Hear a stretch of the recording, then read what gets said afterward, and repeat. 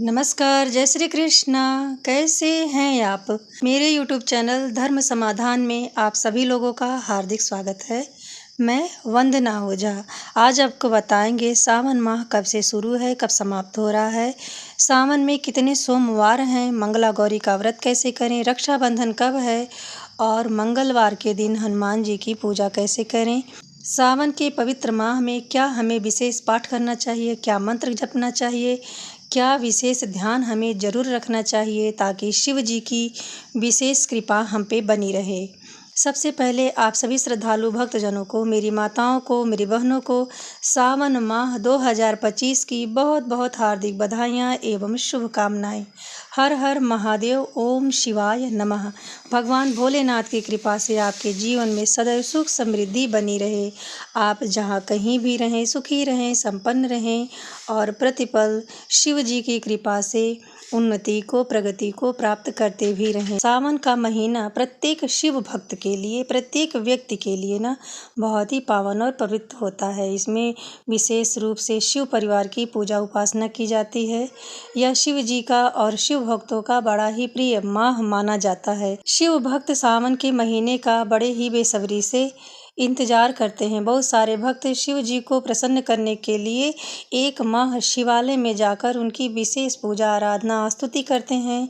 कई भक्तजन, कई माताएं घर में ही रह करके, कई ऐसे भक्तजन हैं जो शिवालय में जाकर शिव जी की विशेष पूजा आराधना करते हैं। बहुत से ऐसे भक्त भी हैं जो पूरे सावन के महीने पूरा एक माह व्रत उपवास करते हैं।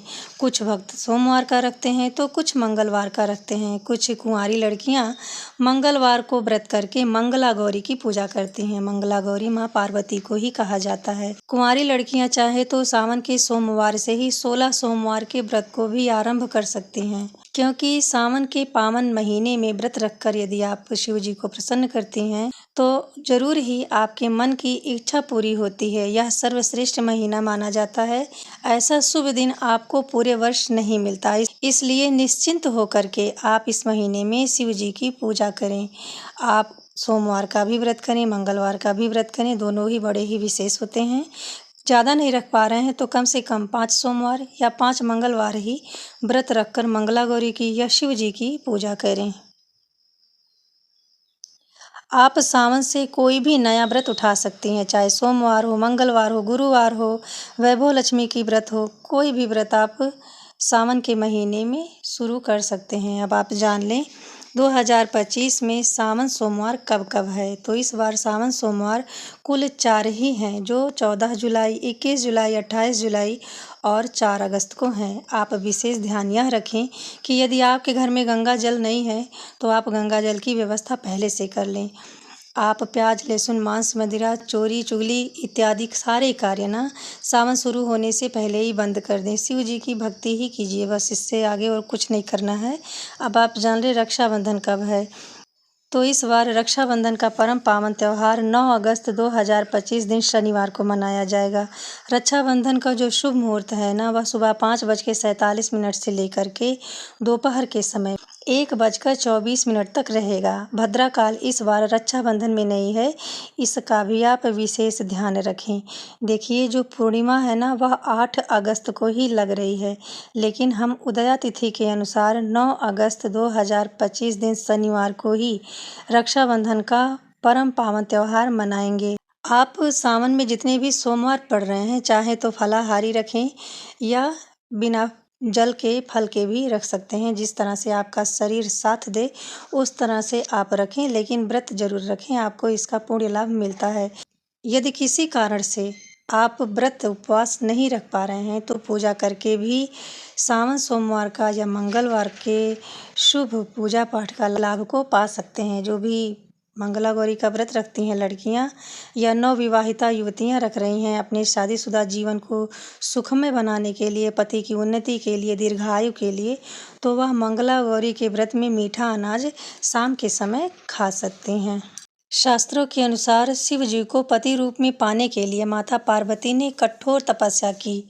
उसके बाद ही शिव जी जाके उन्हें पति रूप में मिले थे। इसलिए जो भी कुंवारी लड़कियां होती हैं उन्हें सोमवार का व्रत या मंगला गौरी का व्रत रखना चाहिए, ताकि उन्हें योग्य पति की प्राप्ति हो सके, उन्हें मनचाहा वर भी मिल सकता है, मनचाही वधू भी मिल सकती है। सोमवार का व्रत रखने से ना कुंडली में यदि आपकी चंद्रमा की स्थिति बड़ी ही कमज़ोर है तो वह भी मजबूत स्थिति में हो जाती है। अगर आपकी कुंडली में राहु का, केतु का बुरा प्रभाव पड़ा हुआ है तो वह भी सोमवार का व्रत करने से, शिव जी की पूजा करने से या मंगलवार के दिन माँ गौरी की पूजा करने से राहु केतु का अशुभ प्रभाव दूर हो जाता है। सावन माह में घर में पूजा कैसे करें, तो आप सुबह सुबह जल्दी उठें और सावन के पहले दिन ही आप पूरे महीने पूजा करने का संकल्प धारण करें। सुबह जगने के बाद में दैनिक क्रिया से निवृत्त होने के बाद गंगा जल डाल के स्नान करें। फिर अपने मन में प्रभु का ध्यान करें, शिव जी का ध्यान करें, सूर्य नारायण को अर्घ्य दें, घर के मंदिर में धूप दीप प्रज्वलित करें। सभी देवताओं की पूजा आप जरूर करें। गंगा जल से शिव जी का अभिषेक करें, चंदन लगाएं, धूप दीप नैवेद्य प्रस्तुत करें। आपके पास जो भी भांग, धतूरा, बेलपत्र है, अक्षत है, शहद है, वह सब सप्रेम शिव जी को अर्पित करें और कपूर से उनकी आरती करें। यदि कोई वस्तु पूजा पाठ की आपके पास नहीं है तो आप उसे मानसिक रूप से भी चढ़ा सकते हैं। भगवान शिव का ध्यान संपूर्ण दिन करें। उनके मंत्रों का जप भी अनिवार्य होता है। सावन के महीने में मांस मदिरा का सेवन ना करें। लड़े झगड़े बिल्कुल नहीं। परिवार में स्नेह बना के रखें। लहसुन प्याज का सेवन करने से तामसिक प्रवृत्ति में वृद्धि होती है। आपका मन पूजा पाठ में नहीं लगेगा। सावन के महीने में आप बैगन, मसूर की दाल, मूली का भी सेवन ना करें।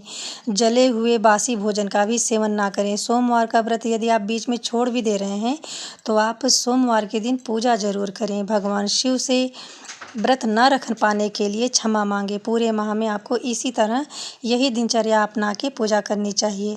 अगर आप सावन के माह में मासिक शिवरात्रि का व्रत रख रहे हैं या पहली बार रख रहे हैं तो उसे भी उठा सकते हैं। आप सावन के महीने में 2 दुर्लभ वस्तुएं शिव जी को जरूर समर्पित करें। वो ये है कि आप उन्हें 1 लोटा जल और बेलपत्र जरूर समर्पित करेंगे। अगर आप सावन का 5 सोमवार रख रहे हैं तो अंतिम सोमवार के दिन आप व्रत का उद्यापन करें।